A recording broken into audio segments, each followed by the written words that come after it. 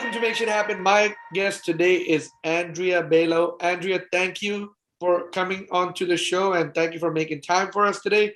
How are you doing today? I'm doing great. How are you? I'm doing wonderful. So, Andrea, I came across your profile on LinkedIn. I'm like, man, I must interview this lady because she got all this stuff going on. I know you went to school to be, in Bachelor of Science. You went to MIT and then you ended up doing an MBA. Tell us a little bit about your background, who you are, who is Andrea Balogh, and give us a little insight about you. Yeah, definitely. So just to start you where I am now, and then I can take you back. Currently, I'm a regional marketing manager for Paul Corporation, which is part of Danaher's subsidiary. It's a biotech company. And I'm also the founder and executive director of the Stemi Youth Career Development Program, which is a nonprofit. It educates youth in STEM and entrepreneurship. So my background, I was born and raised in Texas, so a Texan, and I actually grew up mostly in the arts. I think that's what gives me a lot of my drive and my creative aspirations, even though I decided to pursue STEM. So when I was in junior high, I fell in love with STEM and the idea of pursuing that in the future. And so I applied to MIT and was very blessed to get in. So I went to MIT and got my bachelor's in biology. Did a year at the National Institute of Health down in Bethesda, Maryland, before going to UCLA to get my master's in immunology. So I have 14 years biomedical research experience. And then I also have done a lot of teaching and tutoring and mentoring students, which led me to start tutoring with Andrea and then eventually Stemi. So it's kind of a bit wild road and twisty, but that's kind of a quick snapshot of my background.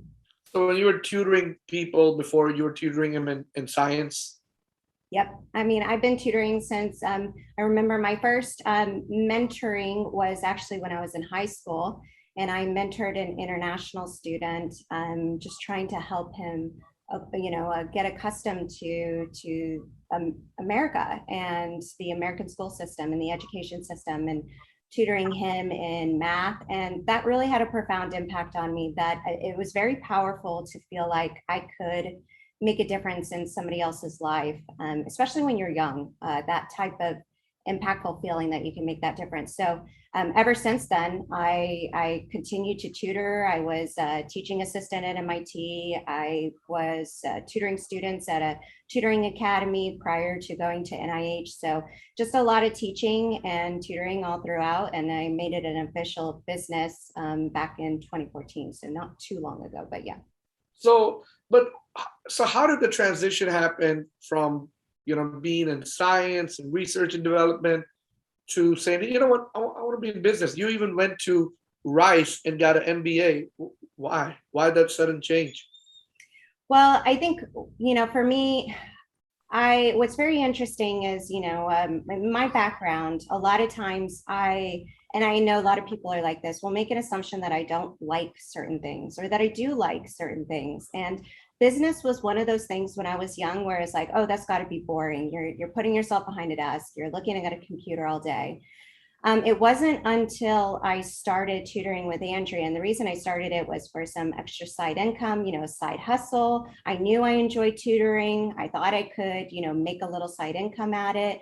And the whole, not just the tutoring, but everything around building the business was fascinating to me. It made me realize that there were a lot of aspects of business that I actually really loved. And it was very similar to the reasons I actually love science and very similar to the reasons why I loved being creative and the arts.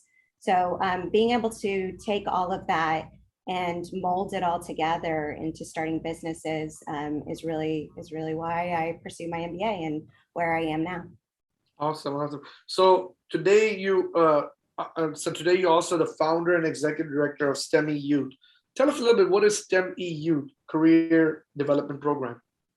Yes, so Stemi was founded in 2018. As I mentioned, it was kind of a spawn child from tutoring with Andrea.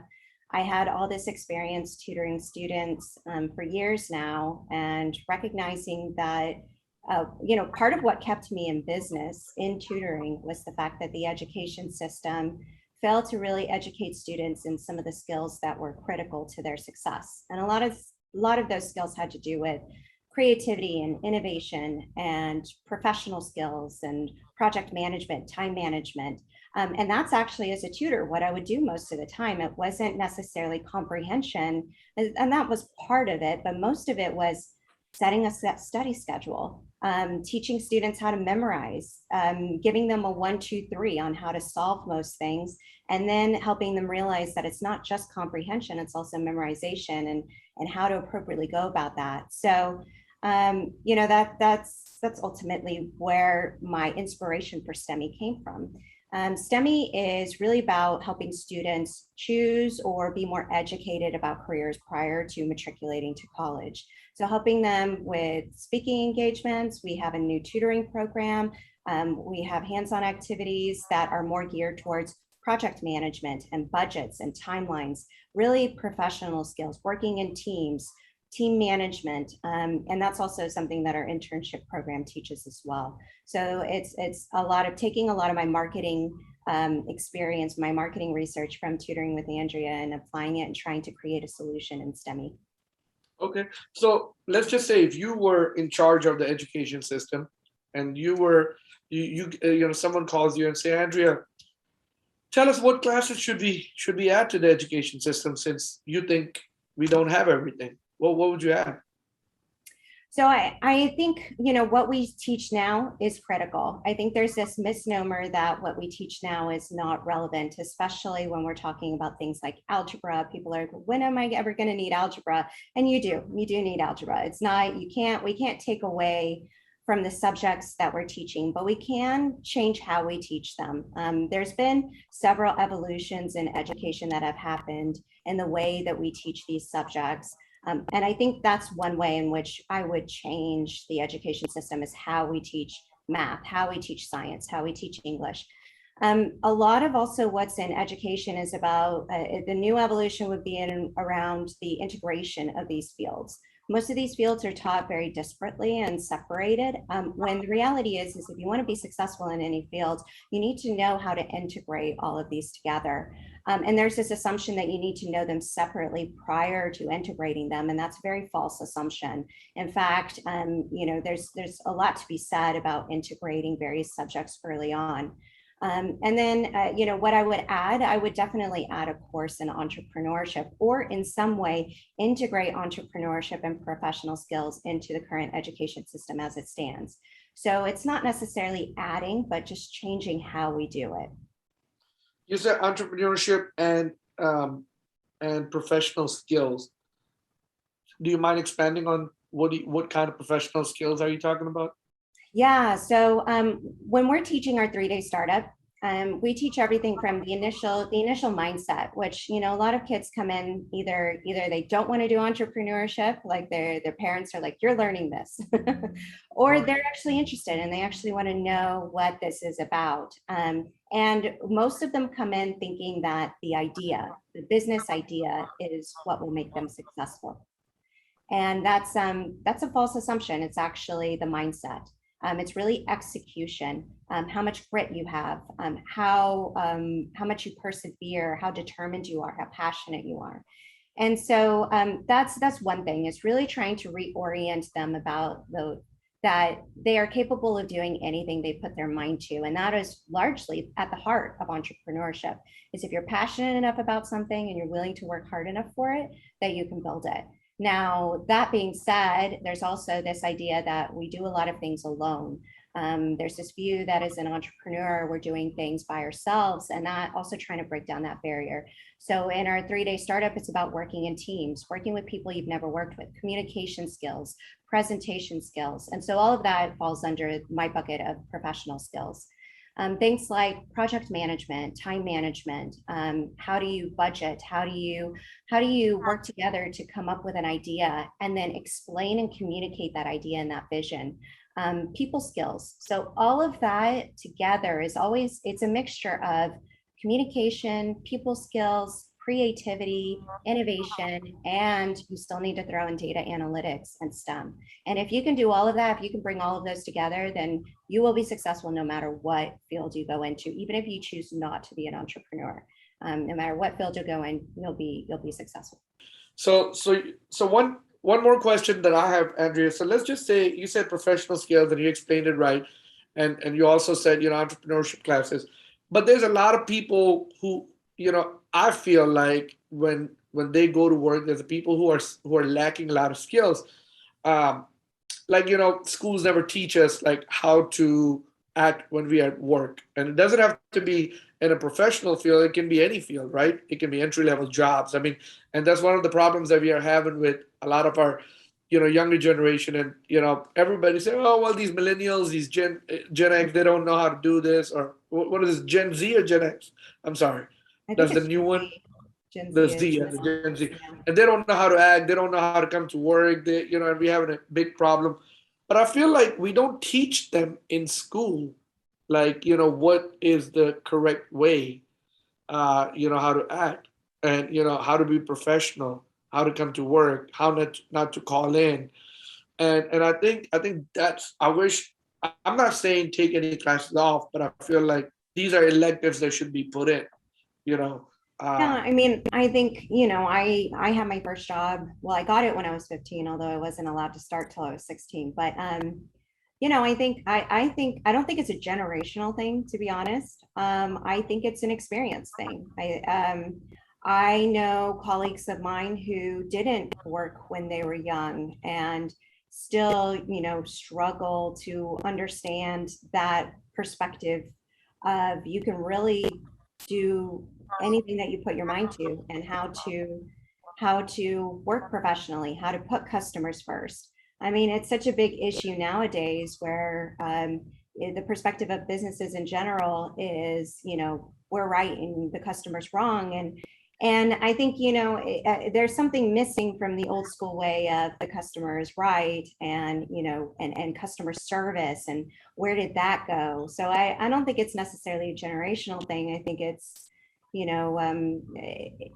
an experience thing. So a lot of these students don't come in, and a lot of businesses nowadays require bachelor's degrees before they'll even give jobs. So how are they supposed to gain this experience if they can't even get a job without having a bachelor's experience, or if they're working in a job that doesn't require them to actually know what customer service really is?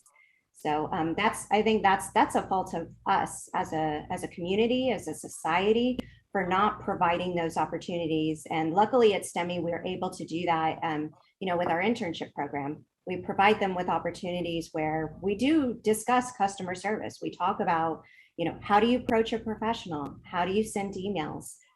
What's the language you use? What modality of communication should you use? All of those things that are lost on, even adults nowadays who don't have that experience. is there any kind of requirement, or is there any kind of I mean, what are the qualifications to enter in the STEM E program? So there are no qualifications, and that's a purposeful choice. So as part of STEMI, we really try and level the playing field. We do try and target underprivileged, underrepresented students in all of our events. So that's why most of our events are free. Now we do ask for donations when parents and students are able, but our events are largely free. And then the events that aren't free, we have full scholarships for, and they're very much a nominal fee. So for our internship, it's the same idea. We want to be able to provide opportunities to students who don't have experience, but we will train them up. We train them up in everything that they do. They work in teams with their peers, and their peers are learning how to manage. They're learning how to work as a team of teams, and and they manage everything. They manage all of it. And so we train them up in the proper way to do everything. And they email professionals, and they set up interviews, and they do the interviews, and they do podcasts and blog writing and editing and everything else. And kids are completely capable of all of that. It's just, they've never been given the opportunity. Now, do they make mistakes? Of course, but I don't set that as an issue. In fact, I set the expectations that mistakes and failures will happen, and that's okay, as long as there's the mindset of owning up to it, of communicating, of being professional, and really wanting to correct those issues and move forward positively. So we're very lucky to be able to provide those opportunities with no experience. Andrew, I understand that you want to be an entrepreneur, and you said tutoring was really good for you, and but then you open up this nonprofit organization. I mean, it's not for profit. So it's Mhm. really, you're like, hey, I feel like you want to do more good than make money. So why? What is the Well, why behind this? I mean, there's this misnomer that nonprofit is not entrepreneurship, and I think I need to cut that assumption down immediately because, in fact, there's a reason why nonprofits have a higher failure rate than for-profits. They're a lot harder. I'm not trying to dismiss the difficulty of for-profits. They're hard too. Let's just be honest. But there's a lot of regulation that we have to deal with. It's not as easy. We can't just stick a price tag to something and people be willing to pay for it because they're like, well, you're a nonprofit. You should just give it away for free. There's a lot of misnomers about this idea that, oh, well, if you start a nonprofit, it's because you're not good enough to start a for-profit. Um, the skills are the same. You still have to think about revenue streams. You still have to think about business models, business strategy. The difference is that you have a lot more stakeholders. You have a lot more customers because you have to think about your donors and you have to think about the mindset and who you're targeting in so many different ways than you would for profit. I mean, it's not just a single widget that you're going to generate and pop out and you have a single stakeholder at the end of this game. It's, I have to deal with about 7 different stakeholders in the process of creating this company. And that means that we're extremely complex and it's very difficult to sustain. Do I want to start a for-profit in the future? Yeah, I do. I'm interested. But everything that I do will be around trying to do it for the greater good, whether it's a for-profit or a nonprofit. I don't see the value in creating something simply for the goal of money. I've never been that way. I'm not a person who's driven by money. That's why I think I'm good at doing a nonprofit because I can do a whole lot with very little resources. And that's something that we teach too, which is being ultra resourceful with what little you're given. And I think that's a powerful lesson in grit for anybody in their lives in general. So, I mean, what is it? What is the goal? I mean, what do you want to achieve? What is? I mean, Why? I mean, and that was my question. What is your why? So again, my why is to make a difference. I mean, whether that is for nonprofit or for profit. The only reason why I would separate, and again, the idea of a business model, the reason why we chose STEMI No, as not as a business question. I'm just talking about as you, as Andrea Balogh. What is your why? yeah. So again, it's just to make a difference, and I can do that whether it's a nonprofit or a for-profit. The reason why we chose STEMI again as a nonprofit is because in order to do what I needed it to do as a mission, it had to be a nonprofit. The format, when we're thinking about the business strategy, it had to be a nonprofit. Now, I have other business ideas that are in the works that are for-profit business ideas, and that's not because my goal is to make money. It's because when you're looking at the idea and the target market, it flushes out as a for-profit. So I'm thinking very logically and strategically, but in the end, everything I do is around trying to make a positive impact in the world. It's about trying to create a solution that customers need, not just want. I really am trying to solve a true problem where I think that it would make a positive impact in the world. What is that problem? So for STEMI, the problem is that students who are underprivileged and underrepresented don't have access to the same high quality education in STEM and entrepreneurship that others do who have the means to be able to buy it. For some of my ideas, which are also in education and are associated with that would flesh out as a for-profit. Those are about teaching, finding unique and fun ways to teach STEM and entrepreneurship to ensure future success.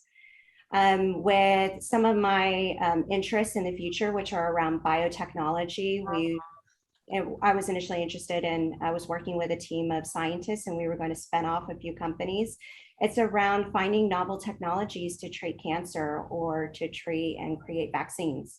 So some of my work is actually in RNA vaccine research. So a lot of it, again, it really just depends on what the idea is, but you can see, no matter, my whole path has always been about helping people, whether that's through research and science and trying to treat cancer or diseases, or whether that's through STEM and education. Got you. Um, Andrew, your main day-to-day, basically how you make, bring home the bacon kind Bread of and butter, yeah. is bread and butter. Your bread and butter is research and development, correct? Well, it's marketing right now. It's marketing. Yeah. I work as a regional marketing manager for Paul Corporation.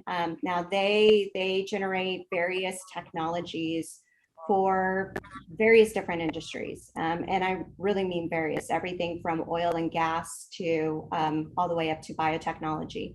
Now I work in the biotechnology group, and so we create technology for pharmaceutical companies. So we've had a direct impact in the COVID vaccine generation. So our products are used to generate COVID vaccines. And so it's very rewarding to feel like even in my biotech background and in my desire to pursue business, that I'm still able to make a difference by being part of a company that makes a difference.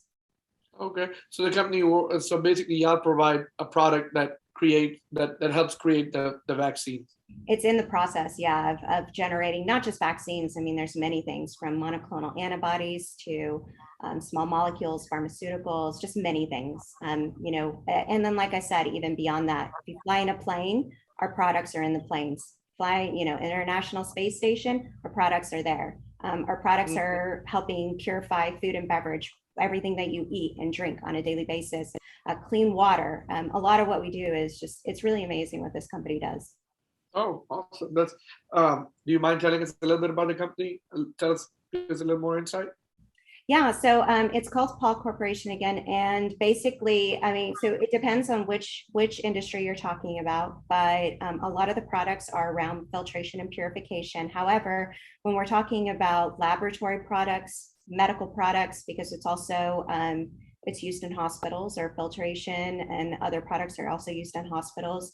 And then the field that I work in, which is in biotechnology, so it's everything from helping cultures, so cell cultures, to generate monoclonal antibody vaccines and mRNA vaccines. And so, a lot of these companies, our products are being used to develop, and we do basically end-to-end, what we call end-to-end bioprocessing solutions. So helping these pharmaceutical companies from upstream to downstream generate these treatments and these vaccines. Awesome. And you are saying that you are in work for some for-profit business to maybe hope to one day find cure for cancer and bunch of Well, other stuff. that's been some of our ideas in the past, but some of my for-profit ideas right now are more around education, which are kind of in process as part of Stemi, but they would spin off as a for-profit, which is a lot easier than trying to take a for-profit and spin off a nonprofit. But as for my desire to do a startup in the biotech field, that's something that I think I might do in the future.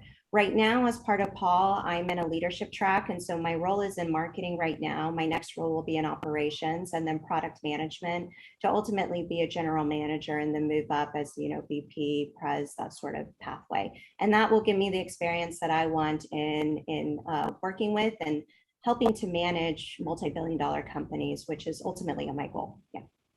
Awesome. So, Andrea, how do you find time for all this stuff? Just good time management, like what I teach, I think, one thing that I'm very good at, which is, I learned how to do, I'm a very rational person, but I'm also, they say laziness is the mother of invention, because ultimately I want to spend as little time as possible on the things that got to get done, so that then I can enjoy the things that I did. I'm very quick. I'm very quick at doing what I need to get done. I'm very good, but it's taken a lot of time to become that way. And I can do what most people do in a third of the time.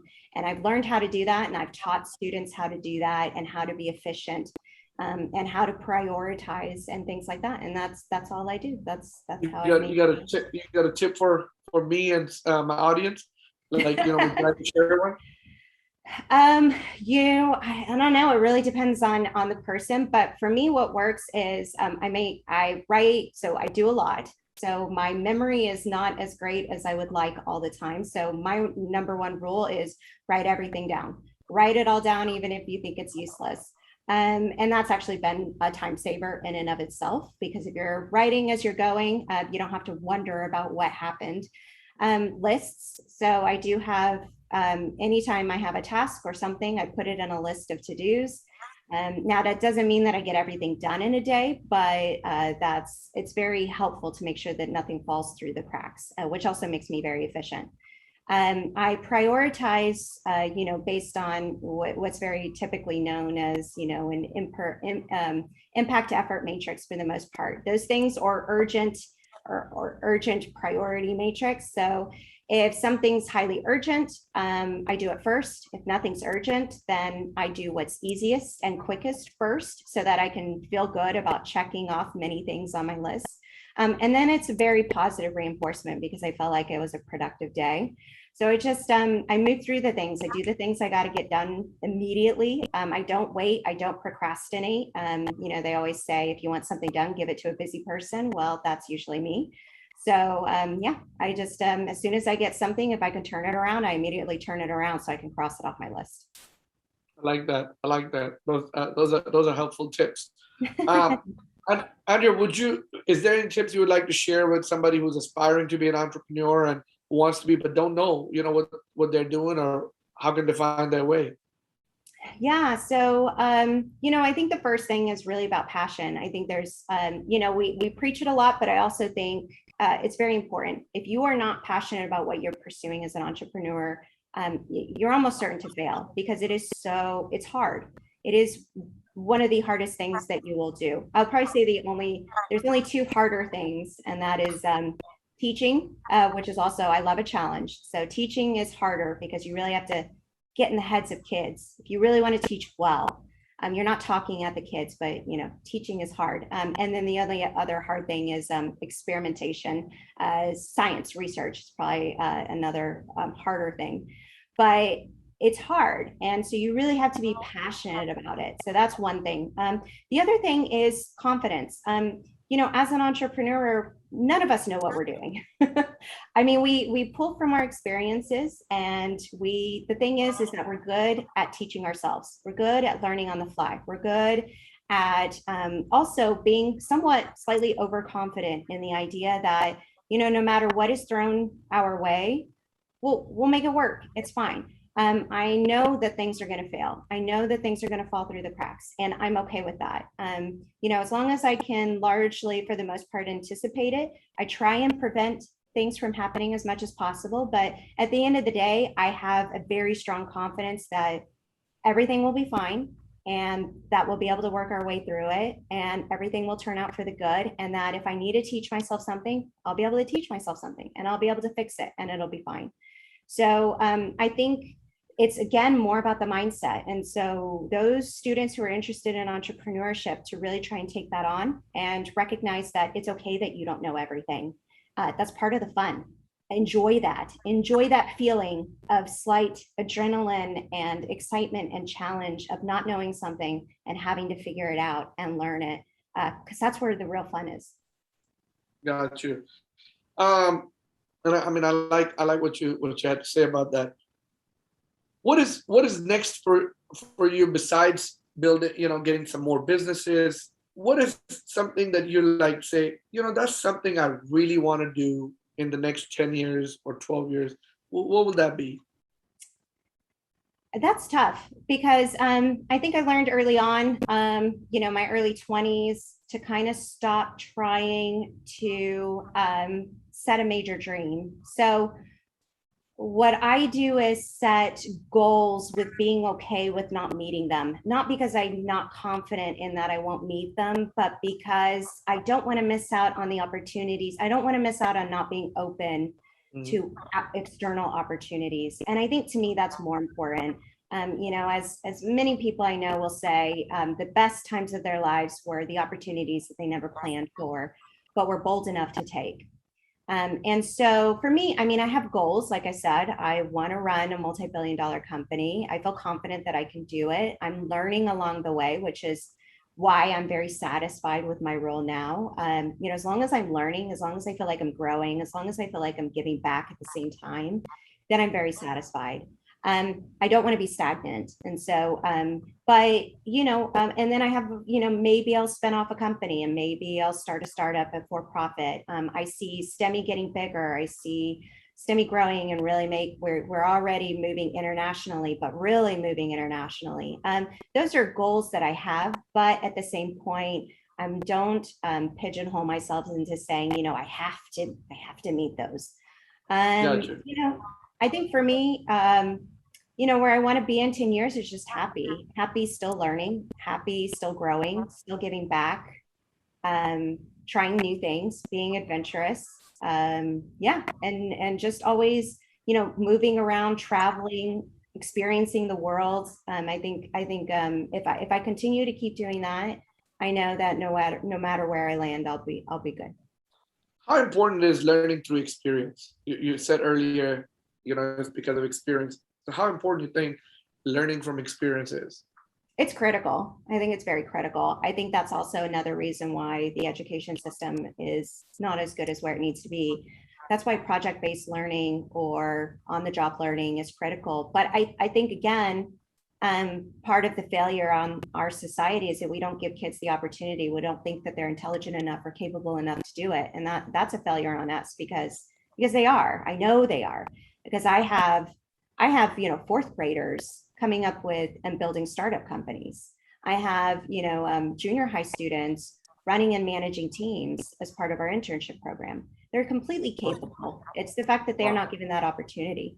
So, that if we could do more of that, giving them those opportunities, whether that's in school or outside of school, to get that on the job training, I think we as a society would be so much better for it. Let me ask you a question. How can, if someone wants to get in touch with you, how can they do that, Andrea? Yeah, so feel free to email me. You can email Stemi also as well at info at Stemi, STEME.org. Also, take a look at our website. It's just amazing, everything that we have. So take a look at STEMI.org for all of our events, everything that the students are doing. It's just as a program, I'm really excited about it. I love seeing everything that's happening. That's perfect. And they can get involved if they want to. Again, one more time, the website is STEMI.org. STEM, and then there's no hyphen, just STEME.org, correct? Yes, STEME.org. Mm-hmm. Perfect. So that's a good way to do it. Andrea, I want to be respectful of your time, and we are getting to a time where I like to kind of limit these episodes.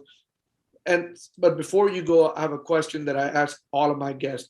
Yeah. If let's say today was the last day for you, you ended up living 100 years, lived a long life, did a lot of impactful things, did a lot of podcasts, wrote books, did everything, but they come to you and they say, hey, Andrea, it's your time to go meet, go to the next universe, meet with your creator, whatever your beliefs are. And they give you a pen and a paper and say, Andrea, here goes 3 things. We want you to write it. It can be your truths, 3 truths, 3 keys to greatness, 3 ways to live life, 3 things that everyone should do. What will those 3 things be? That's hard. 1, believe in yourself and don't let anybody tell you that you can't do something unless that lights a fire under you. So only take the negative as positive. I would say number 2, don't fight the struggle. The struggle's good. The failure's good. Live through it, go through it, experience it. That's part of life. There's always this big fear of struggle. I have a guest here. There's always a big fear of struggle. And it's critical. It's critical to success. So don't fear it. Don't fight it. Go through it. And then I would say probably number 3 is just experience as much as possible. I think that is the key to happiness, which is whether it's the ups, the downs, the sideways, is experience. So try and open yourself up to new opportunities. Always take the new. I never regret anything that I've done. I always regret the things I don't do. Oh, I love it. Thank you, Andrea. Thank you for your time. Thank you for coming on the show. I appreciate it so much. Thank you. Thank you.